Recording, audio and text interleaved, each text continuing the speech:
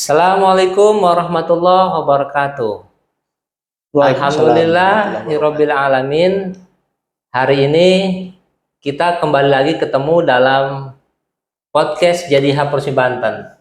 Selamat datang Pak Sekretaris, Pak Tamrin. Terima kasih sudah hadir di podcast Birokum.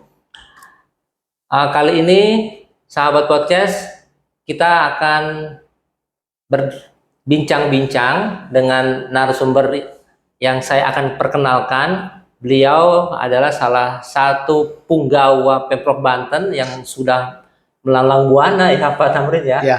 Dan sekarang menduduki sebagai Sekretaris Badan Pendapatan Daerah. Beliau bernama Ahmad Tamrin, ST MSI. Yes.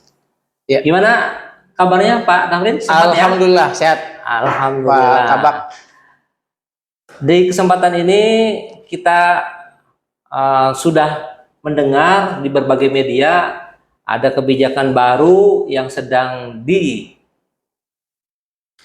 digagas oleh Pemprov Banten, di mana Pemprov Banten ini kan merupakan Bapenda ini merupakan salah satu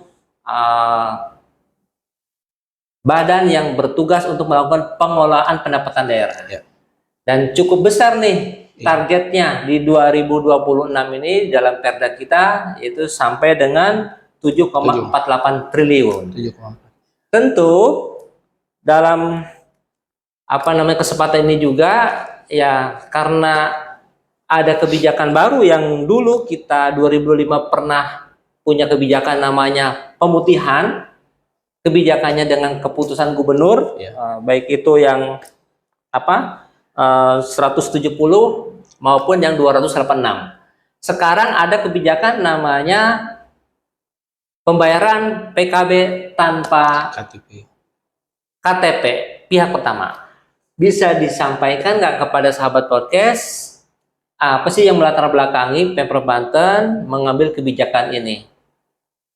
Baik, terima kasih Pak Kabak, Pak Ahmad Saifullah, atau lebih populer dipanggilnya Pak Asep ya, sahabat saya. Terima kasih sudah diundang ke acara podcast ini. Assalamualaikum warahmatullahi wabarakatuh. Waalaikumsalam. Rekan-rekan sekalian, jadi memang saya langsung saja ya Pak Asep ya, bahwa selama ini memang kalau kita mau bayar PKB atau mau perpanjangan atau mau yang 5 tahunan itu harus dipersyaratkan menggunakan KTP. Memang peraturannya seperti itu Pak Asep. Jadi Pak Kapolri memang sudah mengeluarkan peraturan tahun 2021 bahwa persyaratan untuk pembayaran PKB itu adalah identitas atau KTP pemiliknya ya, atas nama pemiliknya. Nah, itu sudah berjalan selama ini. Nah, faktanya masyarakat itu wajib pajak seringkali kesulitan Pak melampirkan KTP itu dengan berbagai macam alasan. Niat untuk bayar pajak sudah ada, tetapi kesulitan untuk melampirkan KTP itu, KTP pemilik yang pertama atau yang sebelumnya itu, karena belum belum balik nama ya kan. Yeah. Nah, itu akhirnya menumpuk Pak, menumpuk. Sementara animo masyarakat semakin banyak, sementara persyaratan itu juga yang kadang-kadang atau seringkali nggak bisa dilampirkan oleh wajib pajak. Nah, akhirnya Kapolri ya juga sudah mengeluarkan surat secara resmi tanggal 5 Mei yang lalu bahwa pembayaran PKB saat ini tidak perlu pakai KTP yang pemiliknya yang sebelum dibalik namakan itu, tetapi hanya diberikan waktu 1 tahun Pak. Sampai akhir tahun 2026. Dan ada persyaratan tambahan. Ketika kita misalnya mau bayar pajak yang tidak harus pakai KTP itu, kita harus membuat surat pernyataan bahwa setelah pembayaran pajak yang sekarang akan dibalik namakan kendaraan itu atas nama atas nama yang saat ini gitu. Jadi itu harus. Nah, kalau setelah itu baru nanti diblokir Pak. Jadi diblokir, dia balik di surat pernyataan balik nama selambat-lambatnya tahun 2027. Ya, izin Pak, untuk yang tadi disampaikan adanya pernyataan, Ya. kan namanya masyarakat ini mungkin ingin lebih tahu Ya. dalam nih. Ya. Jangan sampai sudah datang, ternyata surat pernyataan itu apakah masyarakat sendiri yang bawa, apa sudah disediakan oleh petugas kita di Samsat? Oke. Jadi masyarakat sekarang tinggal datang ke Samsat, Samling atau Gerai, ya. Nanti surat pernyataannya sudah disiapkan di situ. Termasuk harus ada materai atau bagaimana ya? Ya, ada materai. Oh iya, jadi ini masyarakat berarti harus Tapi mempersiapkan. jadi kalau di surat Kapolrinya itu bisa pakai materai, bisa juga enggak. Jadi memang dia yang penting dia buat surat pernyataan, Pak. Kira-kira dari kebijakan yang sudah digulirkan per kata kalau surat Pak Kapolri 25 Mei. Kalau kita kan Tanggal 5 Mei, ya, 5 5 Mei, mohon maaf. Dan kita kan juga sudah menerapkan. Iya. Ini sudah mulai ada geliat terhadap apa namanya efek kebijakan ini nggak nih? Iya, sudah Pak. Pasti itu apa namanya? Kita kan itu hanya salah satu apa namanya hal yang membuat masyarakat jadi lebih antusias lagi membayar pajak kendaraannya. Kita juga ada upaya-upaya lain Pak dalam rangka apa namanya agar masyarakat diberikan kemudahan untuk membayar pajak itu. Nah, Jadi tidak menggunakan KTP ini ya ini sangat membantu ya masyarakat. oh iya, jadi ada juga yang saya dengar di media itu Pak Sekretaris ya, door to door itu. Oh iya. Jadi maksudnya berarti Samsat atau Bapenda ini secara keseluruhan sedang berjuang nih ya. Iya. Sedang berjuang bagaimana tadi kita sampaikan mencapai target yang sudah ditetapkan dengan strategi-strateginya. Iya. Nah, bisa disampaikan nggak ke teman-teman podcast juga strategi yang sekarang sedang digulirkan oleh Bapenda kita ini apa saja nih untuk menggerakkan masyarakat dalam menyadarkan bayar pajak itu sendiri? Ya, jadi ada beberapa yang sebetulnya sudah berjalan, ada juga yang baru Pak Asep. Kalau yang sudah berjalan itu kita memang berupaya untuk mendekatkan pelayanan ya. Ada Samsatnya, ada Gerai, ada Samling. Nah, ke depan ini rencana kita juga mau membuat payment point ya. Membuat payment point yang nanti bekerja sama dengan Koperasi Desa Merah Putih atau BUMDes, itu juga dalam rangka mendekatkan lagi pelayanan kita kepada masyarakat. Tentu saja nanti kita bekerja sama dengan teman-teman dari kabupaten kota ya dan di desa bahkan.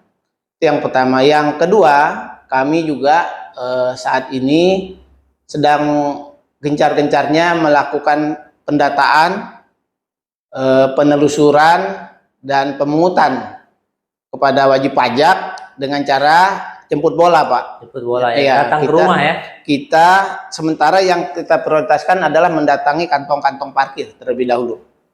Ya, misalnya di KP3B. KP3B ini kan banyak kantor-kantor perangkat daerah yang banyak mobil kendaraan pegawai itu parkir. Itu kita datengin, kita data, kita menggunakan aplikasi namanya aplikasi SIPTARAK, Sistem Informasi Pendataan Kendaraan ya. Jadi untuk melihat apakah kendaraan itu sudah bayar atau belum. Oh, ya, jadi ketahuan gitu kan mana yang sudah bayar, mana yang belum. Nah, setelah itu ya kita informasikan ke yang bersangkutan untuk atau minimal kita mengingatkan lah untuk segera melaksanakan kewajiban-kewajibannya. Bisa juga di kantong-kantong parkir, misalnya di apa namanya di rumah sakit, di tempat perguruan tinggi, tempat-tempat pendidikan, di mall. Pokoknya intinya kita prioritas pertama itu memang kantong-kantong parkir yang kita sasar. Yang kedua, baru setelah itu kita Pak Asep rencananya memang sama teman-teman kabupaten kota dan sudah ada sebagian teman-teman kita di UPT yang bergerak itu ke masyarakat. melalui RT gitu. Iya, RW. melalui RT, melalui RW, ada yang melalui Bapenda kabupaten kota kita didampingi atau bersama-sama. Ada juga yang didampingi oleh Satpol PP. Jadi teknisnya macam-macam Pak di lapangan itu, tergantung situasi dan kondisinya. Nah, itu selama menjalankan strategi itu, ya tentu teman-teman di lapangan mungkin melaporkan juga ke pusat. Ternyata ada kendala-kendala nih. Misalnya kendalanya apakah misalnya bagi masyarakatnya, oh kebetulan tidak di tempat atau bagaimana, ini kira-kira kendala itu bisa disampaikan lagi nih supaya masyarakat di Banten dan teman-teman di podcast bisa mengetahui, oh ternyata tidak mudah nih untuk menyadarkan masyarakat bisa ibaratnya taat pajak gitu ya, membayar pajak. Jadi kendala itu loh. Jadi secara umum Pak Asep, alhamdulillah kalau laporan teman-teman yang ke lapangan itu berjalan lancar ya. Artinya tidak ada kendala yang signifikan. Tidak ada yang marah-marah gitu ya, tidak ada ya? Tidak ada, tidak ada yang marah-marah. Ya, jadi memang kalau arahan dari pimpinan kita, upaya kita untuk proaktif itu harus sifatnya persuasif gitu, humanis Pak. Humanis, datang dengan salam, sapa gitu kan, sopan santun, kita berempati sama yang kita datengin. Kemudian sifatnya juga edukatif Pak, kita sekaligus juga untuk pembelajaran, pendidikan buat masyarakat, kita mengingatkan kewajiban-kewajiban mereka. Kemudian kita juga menginformasikan misalnya posisi tanggal jatuh temponya bayar pajak kendaraan yang bersangkutan. Setelah itu silakan. Jadi kan bagaimanapun juga kan kita ingin masyarakat kita itu patuh dengan atas kesadarannya. Iya. Barangkali Pak Sekretaris, masyarakat ingin tahu juga sebenarnya penggunaan dari pajak yang kita terima ini diarahkan untuk program apa aja sih yang direncanakan dalam katakanlah kepemimpinan saat ini? Ya, nah ini sebetulnya Pak Asep, Pak Kabak ya, intinya dari podcast kita ini salah satunya adalah juga ingin menginformasikan mengapa sih kita sangat berkepentingan untuk menarik pajak atau memungut pajak dari para wajib pajak yang ada di wilayah kita. Karena kebutuhan kita untuk membiayai program-program pembangunan yang sudah direncanakan. Kalau dokumennya kan ada di RPJMD, ada di Renstra perangkat daerah. Ini kan semua sudah direncanakan oleh Pak Gub, Pak Wagub, dan semua perangkat daerah itu juga harus bisa melaksanakan. Nah, untuk melaksanakan program itu butuh anggaran. Misalnya program pendidikan gratis. Ya. Nah, itu kan gratis, artinya kan semua dibiayai oleh pemerintah gitu kan. Itu anggarannya dari mana? Kemudian pembangunan jalan desa sejahtera misalnya, program Bang Andra, itu juga butuh anggaran yang tidak sedikit. Pembangunan misalnya jaringan irigasi, perbaikan gedung-gedung sekolah, ya kan? Kemudian pemberian bantuan sosial Pak untuk masyarakat-masyarakat yang tidak mampu. Kemudian kita juga memberikan program-program yang di bidang pertanian dan semua sektor pembangunan intinya Pak Asep. Nah, itu semua butuh anggaran. Dari mana? Ya kan, anggarannya salah satunya dari pajak, dari PAD. Memang nanti ada dana transfer dan lain-lain, tapi itu kecil Pak. Untuk Banten itu paling besar itu memang dari pendapatan asli daerah, khususnya dari pajak ya, kendaraan bermotor dan BPNKB dan lain-lain. Dari situ sumber utama anggaran pembangunan yang kita laksanakan di Banten ini. Oh iya, jadi Pak Sekretaris berarti untuk berkesinambungannya pembangunan di Provinsi Banten ini ya suatu keniscayaan ya kalau kita kemudian sebagai masyarakat atau warga Banten itu tidak juga katakanlah melaksanakan apa yang sudah menjadi peraturan-peraturan di Provinsi Banten ya. Karena kan pajak daerah itu kan diatur dalam regulasi namanya peraturan daerah. Iya. Nah, walaupun pajak itu secara teori itu sifatnya memaksa, ya ternyata tadi ketika kita mengetahui rumah wajib pajak yang tidak atau belum membayar pajak, ya kita kan tadi sifatnya humanis ya. Iya. Nah, ini Betul, Pak. menunjukkan bahwa sebenarnya pemerintah daerah itu hakikatnya kepada masyarakat itu tetap memperlakukannya secara Iya. tidak memaksa Tidak secara memaksa. aturan, tapi Iya. memang memberikan semacam Edukasi mungkin juga. edukasi aja ya. Edukasi juga. Nah, sejauh ini barangkali bisa ditambahkan nih, untuk edukasi itu yang paling berat tantangannya apakah di wilayah perkotaan atau pedesaan nih? Informasinya bisa di Iya. nih. Iya, kalau informasi dari teman-teman yang di lapangan, biasanya masyarakat itu kalau semakin dia berpendidikan, Pak, artinya semakin terdidik dia semakin kritis. Dia kalau didatangin itu pasti bertanya, tidak langsung iya tapi bertanya. Nah, di situ memang tantangan teman-teman kita yang di lapangan itu memang harus bisa menjelaskan dengan baik-baik gitu kan. Iya. Semakin tinggi tingkat pendidikan Pak Kabak itu biasanya semakin kritis, Pak. Ditanya SPT jangan-jangan ya? Iya, Surat ditanya perintahnya. SPT. Iya betul. Jadi teman-teman kita yang ke lapangan juga sudah kita lengkapin, Pak. Oh iya. Surat tugas sudah pakai identitas ya, ada yang pakai jaket, apa namanya? Ya Rompi barcode lah gitu ya. kan. Pokoknya ya kita bawa identitas kita lah, bahwa kita ke lapangan itu resmi gitu. Ya artinya kalau ada orang ngaku-ngaku nih, Bapak Ibu semua, Sobat Podcast, datang ke rumah Bapak Ibu, ngaku saya bisa membantu membayarkan atau mengurus pajak, sebaiknya bagaimana tuh? Karena dia mengaku-ngaku nih sebagai petugas. Ada orang yang datang ke rumah wajib pajak dan dia mengaku-ngaku sebagai petugas, langsung saja ditanyakan identitasnya. Ya kan? Kalau kita ASN jelas, kita ada kartu, ada name tag, ada seragam, ada surat tugasnya yang ditandatangani oleh pimpinan. Ada ini nggak, maaf dipotong, laporan pengaduan.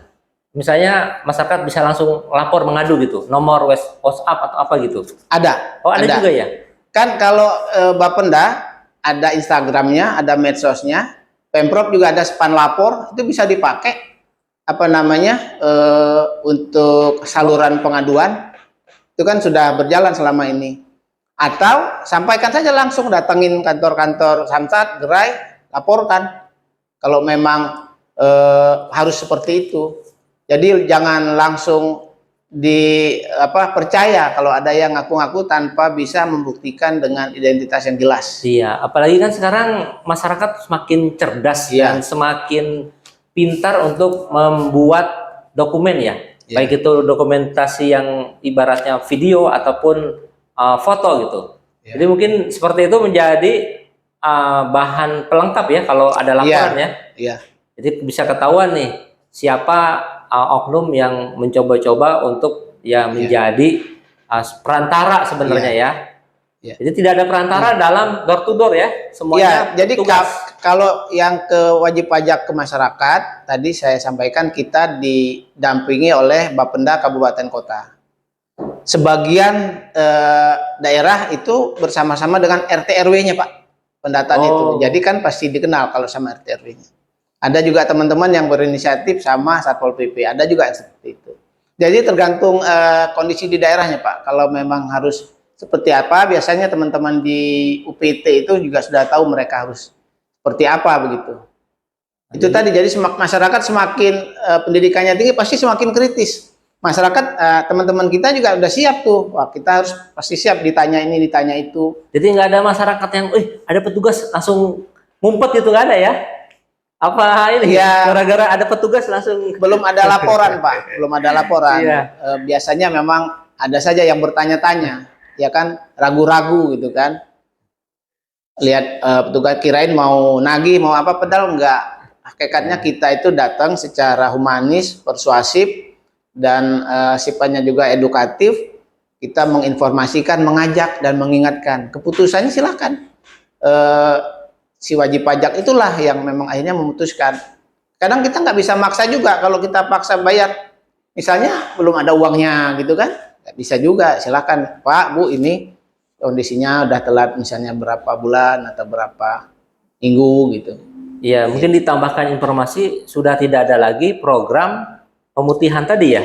Iya, jadi gini Pak, jadi ke depan kami dari Bapenda sesuai dengan arahan pimpinan juga lebih mengedepankan program-program yang membuat masyarakat itu semakin sadar untuk melaksanakan kewajibannya dalam membayar pajak. Ya, misalnya kita berikan semacam reward, ya, ada yang umroh Pak Asep, ada yang nanti sama Jasara Harja kita kerjasama itu logam mulia, gitu kan? Ada yang berupa barang begitu, pemberian rewardnya. Itu di sekaligus apa di masing-masing samsat? Untuk pembayar pajak yang memenuhi kriteria, itu kan? Oh iya. Biasanya itu bukan yang telat Pak, yang tepat waktu. Berapa tahun atau berapa kali dia tepat waktu terus. Nah biasanya itu ada reward di samsat. Dalam program tahunannya juga nanti ada kita Pak pemberian penghargaan kepada wajib pajak ya. Nanti ada di akhir tahun, nanti ada, itu sudah kegiatan rutin setiap tahun akan ada juga door prize langsung. Iya, ada door prize. Door prize. Seperti itu Pak. Jadi program pemutihan kami pastikan itu tidak ada lagi. Jadi kita lebih condong memberikan reward kepada masyarakat yang patuh. Dan juga semoga menjadi menggugah kesadaran untuk masyarakat yang lain juga. Jadi daripada dinanti-nanti ya cepat saja toh. Selain itu juga ke depan nanti ada diskon Pak Asep. Diskon apa diskon lagi? Pajak. Kalau diskon yang bayarnya tepat waktu, nah ini sedang kita rumuskan. Ini pola mekanisme seperti apa. Jadi lebih kita menghargai yang wajib pajak yang patuh lah gitu. Jadi mudah-mudahan yang lain tergerak juga untuk patuh gitu. Jangan nunggu-nunggu pemutihan. Kalau nunggu-nunggu pemutihan orang cenderung nanti lama-lama kan numpuk juga. Jadi beban juga kan. Gitu. Ya ini menarik nih Pak Sekretaris dan teman-teman podcast sekalian semuanya. Ada rencana untuk adanya diskon bagi yang taat pajak. Ini keren nih. Iya. Mudah-mudahan ya kita di Kabupaten Banten ini bersama dengan Bapendanya semuanya diberikan kemudahan-kemudahan dalam memungut pajak-pajak daerahnya. Dan tentu saya ingin ini juga Pak Sekretaris, kita kan sudah hampir 30 menit ini bincang-bincangnya, sudah banyak sekali informasi yang akurat, yang terkini dan langsung dari sumber yang tepat. Tentu kita ingin mendengarkan juga nih closing dari Pak Sekretaris untuk statement di dalam podcast ini sih, barangkali bisa disampaikan. Ya, jadi melalui podcast yang sangat baik ini saya diberikan kesempatan. Terima kasih Pak Kabak, Pak Asep, bahwa yang pertama kami menghimbau ya kepada seluruh masyarakat sebagai wajib pajak, ayo segera penuhi kewajibannya untuk membayar pajak kendaraan bermotor tepat waktu. Itu yang pertama, jangan ditunda-tunda. Selagi ada kesempatan, silakan, nggak usah ditunda-tunda. Yang kedua, pajak yang dibayarkan itu jelas keperluannya adalah untuk pembangunan dan kesejahteraan masyarakat. Jadi uang yang dibayarkan itu sebenarnya balik kembali ke masyarakat, gitu kan, untuk pembangunan sarana prasarana dan untuk hal-hal yang lainnya yang dalam rangka meningkatkan kesejahteraan masyarakat. Kedua, kami juga dalam rangka program jemput bola ini ya, kita mendata di kantong-kantong parkir, kita mendatangi dari rumah ke rumah, itu adalah dalam rangka kita proaktif, tetapi kami juga memberikan atau kami juga membuat kebijakan bahwa yang harus menjadi percontohan untuk proaktif membayar pajak ini adalah dari ASN Pemprov Banten sendiri dan seluruh ASN seprovinsi Banten maupun kabupaten kota itu harus menjadi percontohan dalam hal taat bayar pajak ya, taat bayar pajak kendaraan bermotor lebih khususnya dan pajak-pajak yang lainnya. Itu saya kira Pak Asep statement dari saya. Ya baik, Terima kasih sekali nih Pak Sekretaris sudah menyempatkan waktu dan memberikan informasi kepada seluruh masyarakat Banten, khususnya kepada sahabat-sahabat podcast semuanya. Tentu kalau nanti ada hal-hal yang ingin teman-teman podcast ketahui lebih jauh, bisa mendatangi langsung kepada seluruh layanan Samsat ya di Banten. Samsat. Dan saya selaku pembawa acara di dalam kesempatan ini ya tentu akan pamit dan undur diri. Saya ingin berpantun dahulu Pak Sekretaris ini, tolong cakepnya ya. Jalan-jalan ke Kota Serang. Cakep. Jangan lupa membeli emping. Cakep. Bayar pajak kendaraan sekarang tanpa KTP lama, tak perlu pusing-pusing. Demikian kita akhiri. Wabillahi taufiq hidayah. Assalamualaikum warahmatullahi wabarakatuh. Waalaikumsalam warahmatullahi wabarakatuh. Terima kasih.